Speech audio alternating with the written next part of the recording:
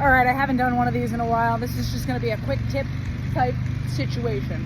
So this specific car has almost 300,000 miles on it. It's a Volvo.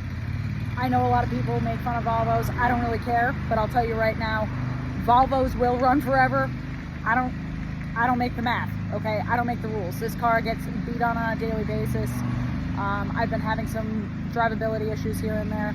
And this video is going to be specifically on the importance of keeping it simple, stupid. So with that being said, here we are. Volvo. As you can see, I already pulled a bunch of stuff apart. I guess I probably should have had a little more forethought, but that's fine. I've been getting codes for the mass airflow sensor. It's been giving me codes for the exhaust cam solenoid. It's been giving me, intermittent codes even for the fuel pressure. With that being said, why we have to keep an eye out for simple things and, just kind of use your noodle as opposed to just assuming right off the rip that there's something drastic going on. Again, this car has almost 300,000 miles on it. It's been rode hard. It's been put out wet. The first thing that I see when I look at something like this, yes, I know the air filter's out, the top's off, whatever. First thing that I see, these wire covers are a little weak. 300,000 miles, that'll do it. It happens all the time. It is very important to inspect these things. I wanted to do a quick check of the timing belt, which you can see right here. And as I was doing that, I noticed this big mess of wires here.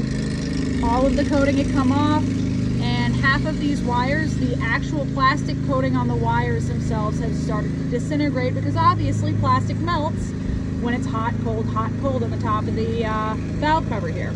So for a basic repair that you can do at home of your own, if your wires aren't broken, pick yourself up some of this here, liquid electrical tape. You can buy it almost at any parts store.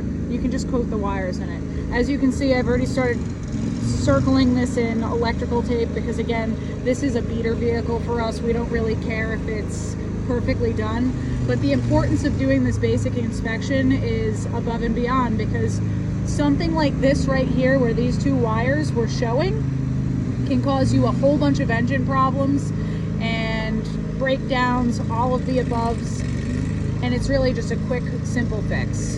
And as you can see right here, I'm going to have to probably do it to this wire as well. This isn't nearly as bad as the other ones were, but you get my drift. I'll post a photo at the end of the video so you guys see what I was talking about.